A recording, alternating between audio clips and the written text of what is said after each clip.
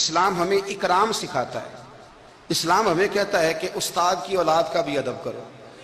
اسلام ہمیں کہتا ہے کہ اپنے محسن کے بچوں کا بھی ادب کرو. اسلام یہ بتاتا ہے. ہمارے ہاں خشکی ہوتی جا رہی ہے. بزرگوں نے لکھا ہے کہ 3 قسم کے لوگ کسی کے مرید نہیں ہوتے. ایک چودھری صاحب جو ہوتے ہیں وہ بھی کسی کے عقیدت مند ہو سکتے، ان کے اپنے بڑے مرید ہوتے ہیں. تو اسی طرح جو آدمی پڑھ لکھ جائے اس کا بھی کوئی پیر، کوئی مرشد، کیونکہ وہ خود سب سے زیادہ پڑھا لکھا ہے. اور تیسرا جو آدمی مالدار ہو، سیٹھ صاحب ہو، اس کا بھی کوئی رہنما، مقتدا، کیونکہ وہ کیسے جھکے گا کسی کے آگے، سلوٹ کیسے کرے گا. چند لوگ ایسے ہیں معاشرے میں جو دور ہو جاتے ہیں کیف سے، سرور سے. وہ نہیں سمجھتے کہ ادب اداب کس چیز کا نام ہے.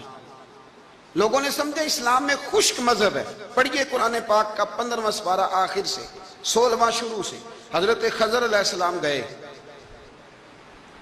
ایک دیوار گر رہی تھی. اللہ کے رسول نے محنت کر کے جو کام مزدور کرتا ہے وہ کام پیغمبروں نے کیا. حضرت موسیٰ اور جناب خضر نے دیوار سیدھی کی، اور جس بستی کی دیوار سیدھی کر رہے ہیں انہوں نے پانی بھی نہیں پلایا، کھانا بھی نہیں پوچھا. لیکن حضرت سیدنا خضر علیہ السلام نے دیوار سیدھی کر دی، محنت کی، کوشش کی، پسینہ بھی آیا، تھکاوٹ بھی. حضرت موسیٰ علیہ السلام فرمانے لگے خضر سمجھ نہیں آئی، یہ تو اتنے خشک لوگ ہیں، پانی تک نہیں پلایا، اور آپ نے اتنی محنت کر کے دیوار سیدھی کی، تو پڑھ لینا آپ قرآن پاک. حضرت جناب خضر علیہ السلام کہنے لگے کہ یہ اصل میں نا ان کے لیے نہیں کیا، یہ کسی نیک کی نسبت ہے. اس دیوار کے نیچے خزانہ ہے. دیوار گر جاتی، خزانہ ظاہر ہو جاتا. خزانہ یتیم بچوں کا ہے. اور یہ قرآن مجید نے فرمایا وَقَانَا أَبُوهُمَا صَالِحًا، اور فرمایا یہ اس لیے ان بچوں کا خزانہ بچایا ہے کہ ان کا باپ بڑا نیک آدمی تھا. قاضی ثناء اللہ صاحب پانی پتی تفسیر مظہری میں لکھتے ہیں کہ وہ ڈائریکٹ باپ نہیں تھا، دادا نہیں تھا، پردادا نہیں تھا، بلکہ 7ویں پشت میں جا کے ان کا باپ بنتا تھا. تو رب نے فرمایا ایک بندہ نیک ہو تو میں نیچے 7 پشتوں پہ فضل فرمایا کرتا ہوں. اگر ایک بندہ نیک ہو اور 7ویں نسل میں جو اس کی اولاد ہو، اس کے خزانے کی حفاظت کے لیے اللہ نبیوں کی ڈیوٹی لگاتا ہے، تو بتائیے پھر میرے نبی کی اولاد کی کیا شان ہوگی، پھر اہل بیت نبوت کا کیا مقام ہوگا، پھر رسول اللہ کے خاندان کا کیا مرتبہ ہوگا. ہم لوگ سمجھتے ہیں کہ بھئی مفت میں سلوٹ کیوں کریں جی. پیار کیا ہوتا ہے، ادب کیا ہوتا ہے. پہلی بات یہ ہے کہ ادب ادب ہی ہوتا ہے. اماں انگوٹھا چھاپ ہے، بالکل ان پڑھ ہے، ناظرہ قرآن مجید بھی نہیں پڑھنا آتا. بیگم صاحبہ نے ایم اے، بی ایڈ، اس کے بعد ایم فل میں داخلہ لیا ہوا ہے. ادب کس کا کرنا ہے، بیگم کا کہ اماں کا؟ اماں تو ان پڑھ ہے، بیوی پڑھی لکھی ہے، صرف ایم اے کیا ہوا ہے، بی ایڈ بھی کیا ہوا ہے، ایم فل کر رہی ہے. اماں کا کیوں ادب کرنا ہے؟ اس لیے کہ اماں کا ادب اللہ رسول نے بتایا. اماں کا ادب ہو سکتا ہے بیوی بڑی اچھی قاریہ ہو، عمدہ قرآن پڑھتی ہو، حافظہ ہو، عالمہ ہو، اماں کو ناظرہ بھی نہ پڑھنا ہے، پر جنت پھر بھی ماں کے قدموں کے نیچے ہی ہے. یہ سمجھ لیں ادب والے کا ادب. امام راضی نے ایک بات لکھی ہے، وہ کہتے ہیں جو قاضی ہوتا ہے نا، قاضی، جج، اس کے آداب لکھے ہیں امام راضی. فرماتے ہیں اگر جج کے پاس مقدمہ آ جائے نا باپ اور بیٹے کا آپس میں جھگڑا ہے، اسے پتہ چل جائے کہ باپ سچا ہے بیٹا جھوٹا ہے، تو 100 دفعہ کہہ دے کہ باپ سچا ہے بیٹا جھوٹا ہے، باپ سچا ہے بیٹا جھوٹا ہے، باپ سچا ہے بیٹا جھوٹا ہے. لیکن اگر اسے پتہ چل جائے نا کہ بیٹا سچا ہے اور ابا غلطی پہ ہے، اب یہ تو 100 دفعہ کہے کہ بیٹا ٹھیک کہتا ہے، بیٹا سچا ہے، بیٹا سچا ہے، پر ایک دفعہ بھی یہ نہ کہے کہ ابا جھوٹا ہے.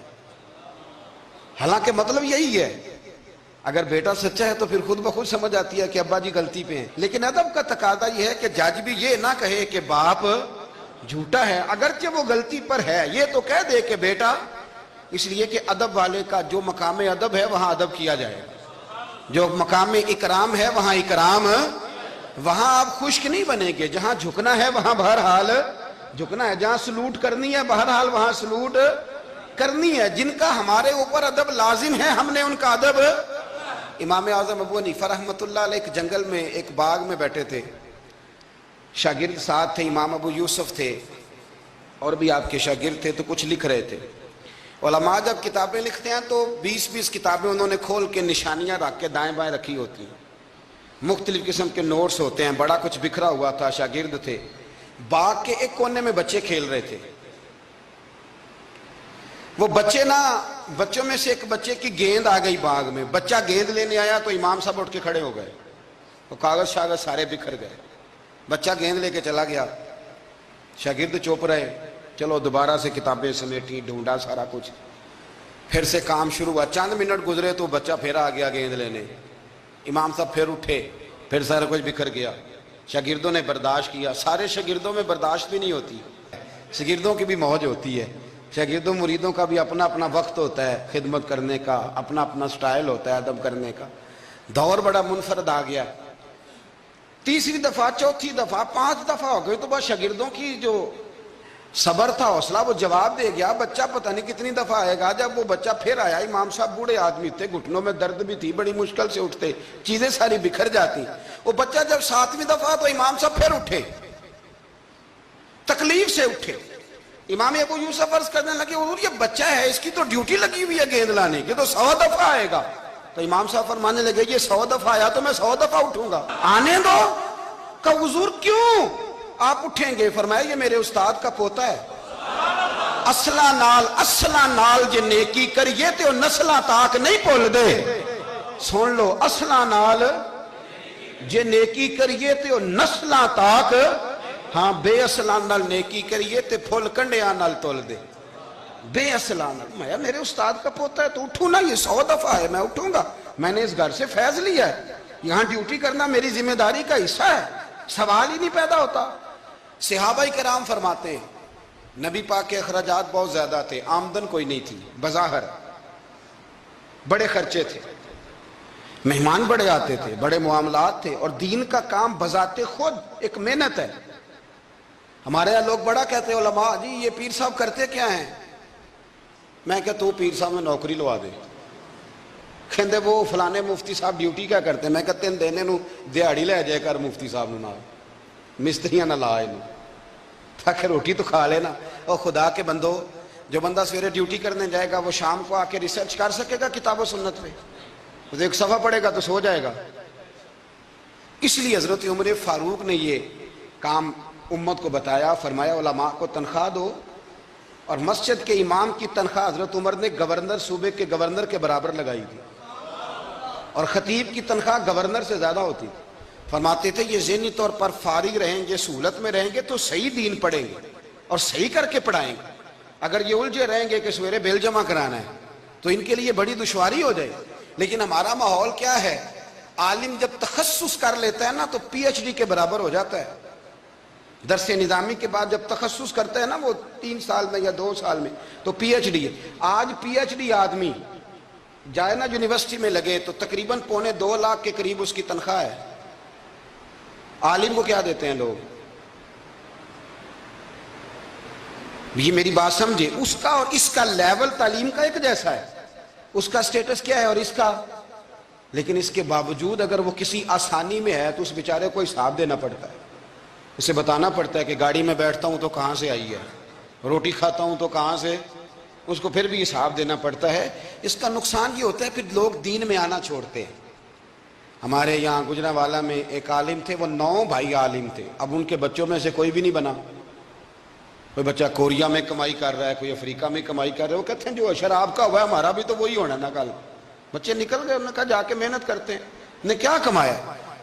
نبی کریم صلی اللہ تعالی علیہ, حضور کے صحابہ ادراک والے لوگ تھے, بصیرت والے. نبی پاک کے خرچے بڑے, گھر میں 9 ازواج ہیں, 4 شہزادیاں ہیں, مہمان آتے جاتے. انہوں نے ایک پروگرام بنایا کہ ہر مہینے ہم اتنے پیسے جمع کریں گے, اور یہ جہاد کے لیے نہیں دیں گے, یہ مسجد کے لیے نہیں دیں گے, یہ صحابہ صفا کے لیے نہیں, یہ خالصتاً سرکار کی بارگاہ میں پیش کریں گے. یا رسول اللہ یہ رکھ لیں, اور جہاں آپ کا دل کرے آپ اپنی ذات پر, مہمانوں پر, گھر پہ خرچ کریں. اچھا جی جمع تو کر لیے ہیں, تو اب حضور کو پیش کون کرے گا؟ ڈیوٹی لگی حضرت عباس کی کہ محبوب کے چچا ہیں, یہ پیش کریں گے. حضرت عباس وہ پیسے لے کے دروازہ رسول پہ پہنچے. سیانے بندے تھے تو لفظ بڑے سمجھداری کے ساتھ تلاش کیے. عرض کی یا رسول اللہ صلی اللہ علیہ وسلم آپ کے دن بھی ہمارے لیے ہیں، راتیں بھی ہمارے لیے. آپ دن کو ہمیں تبلیغ کرتے ہیں اور رات کو رو رو کے ہماری بخشش کی دعائیں کرتے ہیں. حضور آپ کی 24 گھنٹوں پہ ہمارا ہی حق ہے، ہمارے لیے وقف کر دیا آپ نے. حضور ہم ایک حرف کا، ایک جملے کا بدلہ نہیں دے سکتے، یہ تھوڑا سا نذرانہ ہے. ہمیں پتہ ہے اخراجات بڑے ہیں اور ظاہراً آمدن کے ذرائع کو نہیں تو قبول کر لیں. حضور کچھ جواب دینے ہی لگے تھے کہ اللہ پاک نے قرآن پاک نازل کر دیا.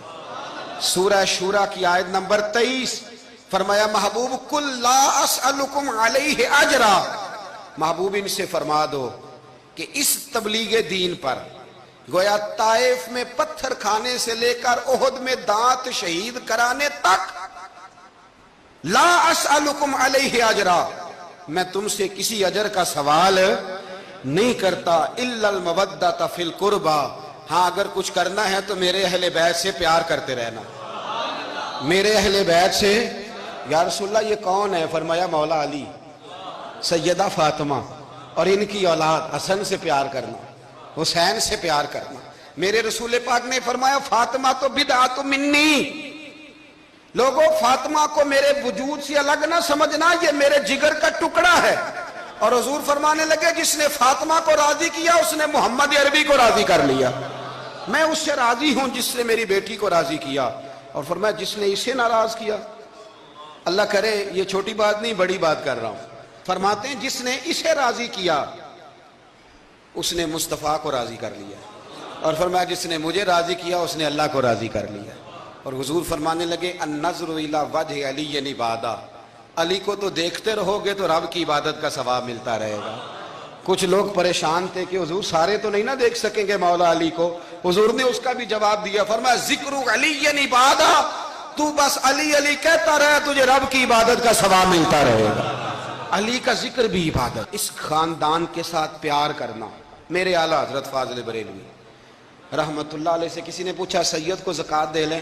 اس کا سادہ سا جواب تھا نہیں لگتی، بات ختم ہو جاتی. پر اعلیٰ حضرت نے ایک پورا صفحہ لکھا، بلکہ 1.5 صفحہ ہے، فتاوی رضویہ کی 8ویں جلد میں. حضور زکوٰۃ دے لیں تو اعلیٰ حضرت نے دلائل لکھے کہ سید کو زکوٰۃ نہیں لگتی. پھر آخر میں کہنے لگے جن کے نانا کا صدقہ کھاتے ہو انہیں زکوٰۃ دینی ہے. آپ فرمانے لگے تو نبی پاک کے مبارک بچوں پر اپنا مال خرچ کر، یہاں بھی اجر ملے گا وہاں بھی اجر ملے گا.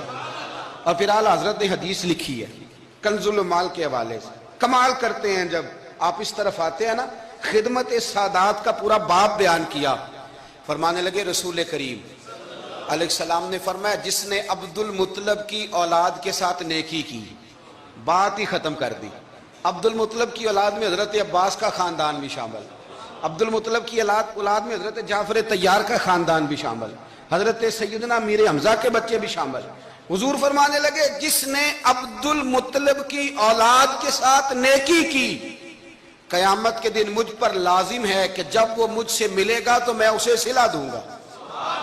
میں اسے اعلیٰ حضرت یہ حدیث لکھ کے کہتے ہیں ہمیں صلے کی ضرورت ہی نہیں ہے. جو نبی پاک نے کہہ دیا نا جب وہ مجھ سے ملے گا، تو مصطفیٰ سے ملنا ہی سب سے بڑا صلہ ہے، یہی سب سے بڑا صلہ ہے.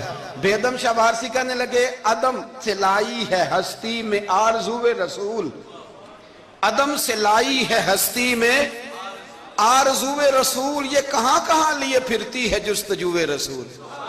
ہمیں عدم سے لائی ہے ہستی میں آرزو رسول، اور کہاں کہاں لیے پھرتی ہے جستجو رسول.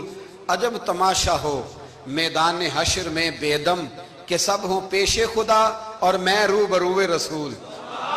سب ہوں پیش خدا اور میں روبرو رسول. میں حضور کے سامنے. تو محبوب فرمانے لگے جب وہ ملے گا نا تو اجر میں دوں گا.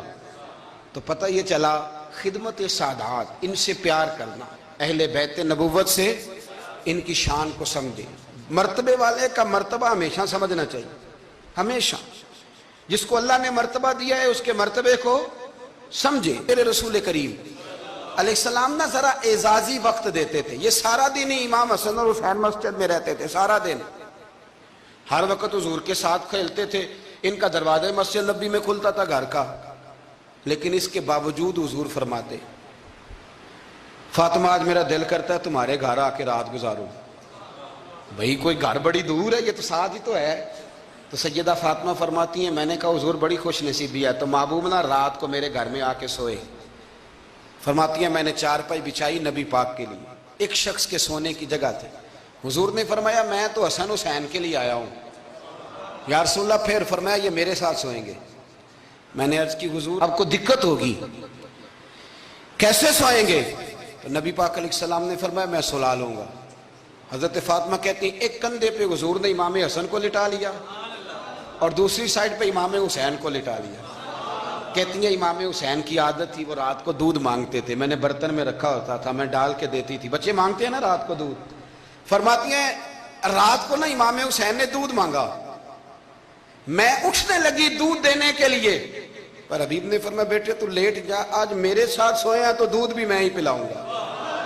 کہتی ہیں کئی دفعہ دودھ مانگا تو کئی دفعہ میرے رسول پاک نے انہیں دودھ پلایا. اور یہ ہر نانا نواسوں سے پیار کرتا ہے, پر یہ خالی نانا نہیں نا, یہ امام الانبیاء بھی ہیں, یہ امام الانبیاء بھی ہیں, یہ سرور کون و مقام. ان کا ہر کام اللہ کے حکم سے ہے, اللہ کے حکم سے. حضرت سیدنا عبداللہ ابن عمر رضی اللہ تعالیٰ عنہ فرماتے ہیں کہ نبی پاک نے پیغام بھیجا سیدہ فاطمہ کو, فرمایا حسن کو بھیجو میرا ملنے کو دل کر رہا ہے. تو کہتی ہیں وہ گھر میں نا دیر ہو گئی امام حسن کو آنے میں. اعلیٰ حضرت فرماتے ہیں مجھے لگتا ہے کہ بی بی صاحبہ غسل کرانے لگ گئی, کپڑے تبدیل کرا رہی تھی. مائیں کرتی ہیں نا بچہ باہر جانے لگا تھے واپس آ پہلے کپڑے بدل, تو ذرا دیر ہو گئی تو نبی پاک بے چین ہو گئے, میں حسن آ کیوں نہیں رہا, میرا ملنے کو دل ہے.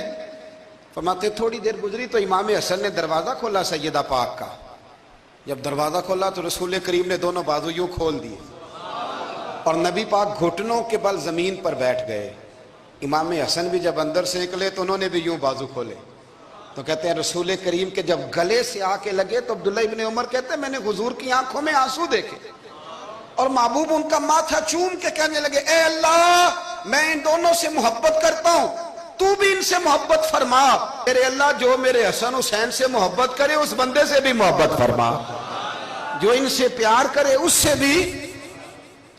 ہمارے بزرگوں کو نا اہل بیت سے بڑا پیار ہوتا تھا, اصحاب کے بھی غلام اور اہل بیت کے بھی. میں نے کہا ہے کہ اب ہمارے مزاجوں میں نا خشکی آ گئی ہے, اور جی اخلاق کی بات کریں, جی سیدھی سیدھی نماز روزے کی بات کریں, اصول کی, وہ جو ادب تھا, وہ جو عشق تھا, وہ جو وارفتگی تھی, وہ حسن کدھر گیا؟ حضرت عمر سے زیادہ تو اصول پسند کوئی نہیں نا, ان سے زیادہ سخت مزاج اصول پسند بندہ تو کوئی نہیں نہ ملے گا امت کو. امام حسین 10-10.5 سال عمر تھی, بچے تھے, مسجد میں آئے. حضرت عمر خطبہ دے رہے, جہاں اصول کی بات ہوگی وہاں اصول کی ہوگی, اور جہاں عشق کی ہوگی, جہاں عشق کی ہوگی. نماز پڑھا کہ میں تہول ویکھا مینوں تے کعبہ بھول گیا آئی. تو امام حسین آئے مسجد نبی میں, حضرت عمر خطبہ دے رہے تھے, مولا علی کے ساتھ آئے بچے جمعہ پڑھنے. امام حسین آئے تو جناب عمر کے سامنے کھڑے ہو گئے, کہنے لگے عمر نیچے اترو, میرے نانا کا ممبر ہے. حضرت علی نے بازو تھاما, کہا یہ کیا کہہ رہے ہو؟ تو جناب فاروق اعظم فرمانے لگے جمعہ ہو رہا ہے, خطبہ ہو رہا ہے, لوگ جمعہ پڑھنے آئے ہوئے, اس میں اب بچہ آ جائے تو کیا جمعہ چھوڑا جائے گا؟ لیکن جہاں ادب ہے وہاں ادب ہے. حضرت علی کہنے لگے حسین یہ کیا کہہ رہے ہو, بیٹھ جاؤ. تو حضرت عمر فاروق فرمانے لگے علی آپ نہ بیچ میں ہیں, یہ میرا اور حسین کا معاملہ ہے, آپ نہیں بیچ میں ہیں, آپ ہٹ جائیں, میرا اور حسین کا مسئلہ. کیا کہا بیٹے؟ کہا عمر اترو, میرے نانا کا ممبر ہے. اتنا بڑا آدمی جسے کیسر و کسرا ہلا نہ سکے, جو درہ مارے تو زمین کا زلزلہ رک جائے, جو سورج کو حکم دے تو سورج چہرہ بدل جائے, وہ شخص جو دریا کو خط لکھے تو خشک دریا بہنے لگے. عمر اترو, میرے نانا کا ممبر ہے. فاروق اعظم زمین پہ اتر آئے, ہاتھ باندھ کے کھڑے ہو گئے, کہنے لگے حسین میں اتر گیا ہوں پتر, ممبر تو تیرا ہے یا تیرے نانا کا ہے. ختم ہو گئی بات. تو حضرت امام حسین کہنے لگے جا کے اپنے نانے کے ممبر پہ بیٹھ جا. تو فاروق اعظم کی چیخ ہی نکل گئی, کہنے لگے پتر میں تو اونٹ چرانے والے کا بیٹا ہوں, میرے نانے کا کوئی ممبر نہیں یار, میں تو اونٹ چرانے والے کا, میرے نانے کا کوئی ممبر ہی کوئی نہیں, تو کدھر جاؤں؟ تو امام حسین کہا اچھا کوئی نہیں ممبر, آپ کے نانا کا کوئی نہیں؟ کہا نہیں. چل ٹھیک ہے پھر میرے نانا کے ممبر پہ بیٹھ جاؤ, اور میرے نانا کے ممبر پہ بیٹھ جاؤ. مجھے لگتا ہے فاروق اعظم بولے ہوں گے انہوں نے کہا ہوگا کہ لوگوں میں مرضی سے نہیں بیٹھا، مجھے ابو بکر نے بٹھایا تھا، پھر حسین کے کہنے پہ اترا ہوں، اب دوبارہ مجھے حسین ابن علی نے بٹھایا ہے، کسی میں جرت ہے تو عمر کو ہلا کے دکھائے، طاقت ہے تو بھئی یہ پیار رسول اللہ کے خاندان سے، یہ وارفتگی، یہ ذوق، ہم تو ہٹ گئے ان چیزوں سے۔ شیخ الاسلام والمسلمین خواجہ قمر الدین سیالوی، خواجہ صاحب سچ مچ کے شیخ الاسلام تھے، اور اللہ تعالیٰ نے انہیں بڑا ہی اعزاز عطا فرمایا، بڑی بات تھی، ایسے شیخ بھی کم دنیا میں ہوتے ہیں، اور 20 علماء ان کے مرید تھے۔ پنڈی کے علاقے میں نا اپنے بہت سارے علماء، کسی علماء کی میٹنگ میں گئے تھے، علماء کافی تھے، تو ایک سید عالم تھے، انہوں نے نماز پڑھائی، عالم بھی تھے اور سید بھی تھے، جماعت کرائی، تو نماز کے بعد پتہ چلا کہ کوئی ایسی واضح غلطی ہو گئی ہے کہ نماز ہوئی ہی نہیں۔ اب ہمارے تو کسی نمازی کو کسی مسئلے کا پتہ چل دے دوسروں کو جینے نہیں دیتا، کہتا صرف میری نماز ٹھیک ہے، تم سب کی غلط ہے، اور پھر بندہ عالم ہو، اسے پتہ ہو مسئلے کا، تو پھر وہ سانس لینے دے، یہ بڑا مشکل کام ہے۔ علم یہاں بالکل زیادہ ہو تو پھر بندے کو حوصلہ ہوتا ہے، اس پہ کو پتہ ہے تھوڑا پانی ہوتا ہے نا برتن میں تو آوازیں زیادہ نکالتا ہے۔